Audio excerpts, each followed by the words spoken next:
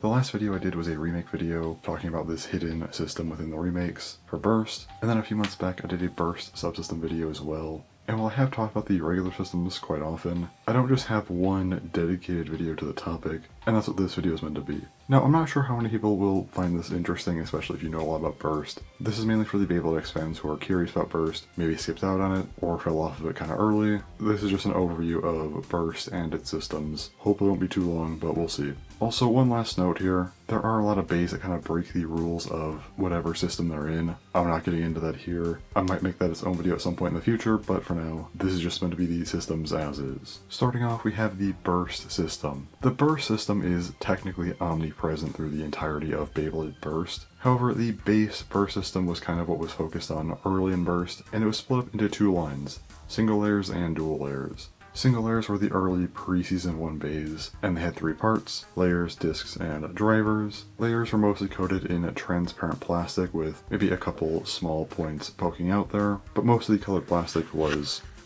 fully underneath this transparent plastic. And beyond that, layers were the characterization of the bay, provided the contact points for the bay, and also had the teeth. Teeth, of course, being the main component of the bay's burst lock, or at least the most important component of the burst lock. Moving on from that, we have discs. Discs provide the weight of the bay. During this time they were made entirely of metal, and that's really about it. They had different shapes, could affect weight distribution and stuff, but ultimately they were the weight of the bay. And then we have drivers. The main point of drivers is to change up the performance of the bay, the bottom part here deciding how the bay will spin, how much stamina does it have, is it aggressive, how much friction is there, that kind of stuff. But beyond that, there can be smaller scale gimmicks in these. And also on the other side here, you have the tabs and then the springs within. The tabs will glide against the teeth. The spring inside can have different levels of resistance. This is more common later on, but drivers could just be used on any system of bay, it doesn't really matter, so I'm just noting that now. Now on the other side of this old Burst system, we have dual layers. Discs and drivers were pretty similar, though discs tended to be a bit more dynamic. Also, a few of them in this era did have plastic on the outside of them, and then drivers were the same structurally, but again, they were typically a bit more complex. It was also a lot more often to see things like crazier free spinning parts or different materials, which was a lot less common in the single layer era, but structurally discs and drivers were basically the same, at least for the most part. Layers were a lot different, however. The colored plastic underneath was now breaking out of the transparent plastic.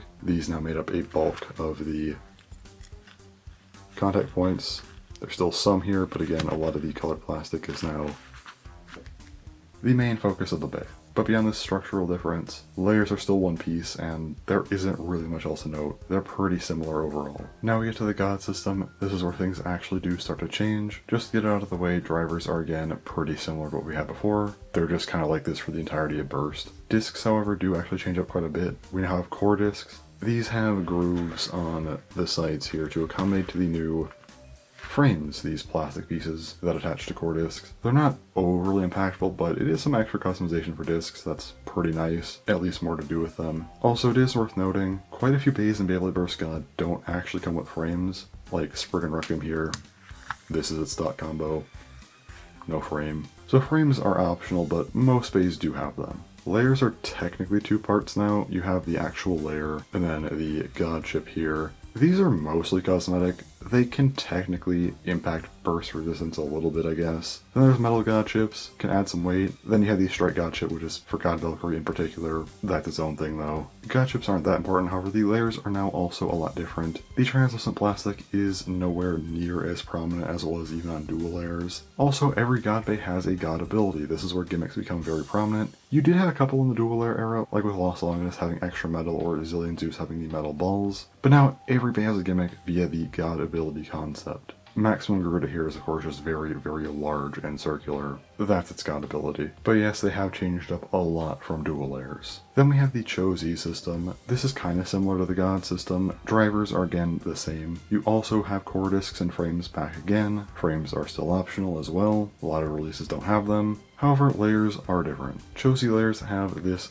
hole right here. You can slot in level chips underneath. It's kind of a balance tuning thing. Can also help with burst resistance as well, but there aren't any mainline bays that actually come with them stock, so it's more of an optional piece. Beyond that though, god abilities are no longer mandatory. A lot of bays do have gimmicks, but again, not all of them do. Air Knight here just coincidentally happens to be very similar to Maxim Garuda being a large circular bay. I actually just chose these at random, it was a coincidence, but the new big thing for Chos is that every bay now has to have metal on the layer. So of course here on Air Knight you can see this like metal ring here that is embedded into the layer. Every Chos bay has that metal, so we're now upping the weight of the layers, adding metal onto them, not just leaving that to discs. I don't think the Chos system was that crazy, but it is at least a little bit different. And now we have the GT system. As you can tell, this is way different since layers were now divided. That said, drivers were basically still the same thing, as per usual. Discs were also different. Some GT bays actually did still use core discs, so they weren't gone yet, but a lot of bays did use these new GT style of discs. These had plastic on the outside of them. Many of them also did have some kind of gimmick.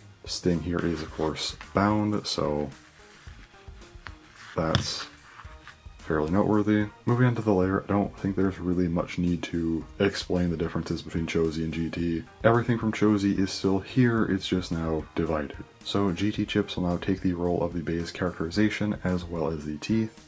Weights are, well, the weight of the layer, also can impact weight distribution. And then bases are of course the contact points of the layer, and bases can also house gimmicks like we saw on the past couple of systems. Once assembled, there is a bit more of a comparison to be made to Chos, but again, GT layers are now divided, which was a pretty big change.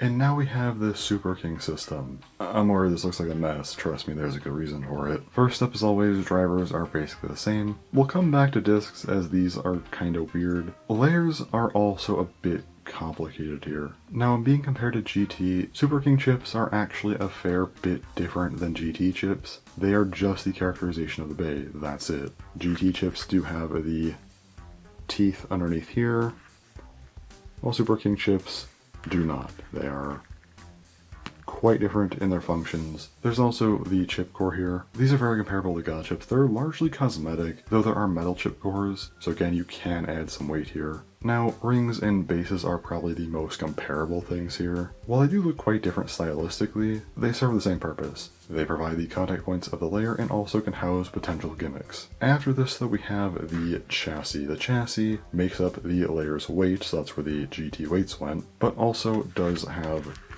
the actual teeth of the layer. It's kind of a weird shift, but it is what it is. However, then we have double chassis. So we have single chassis and double chassis. Single chassis are just the basic regular part you'd expect on the layer. Double chassis are a bit different. Not only do you have the layer's weight here, as well as the teeth underneath there, but also, yeah, this houses the disc. You can actually see the disc inside of here.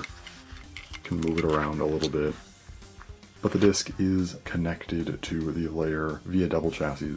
Also, double chassis can house gimmicks. Not all of them have them, but some do. This means that single chassis do have discs, as you'd expect. Again, double chassis are the weird part here, but discs in Super King are very, very odd. You have some bays using core discs with or without frames, others using the GT style of discs, and then you also have others doing different things, mainly the limit break bays in that sense, but there is of course a wheel being the sole new standard Super King disc. Yeah, Super King layers are by far the most complicated to explain. Not only do they drastically shift what GT was setting up via its layer design, but the single chassis, double chassis difference is very odd. Makes for some weird layers as well.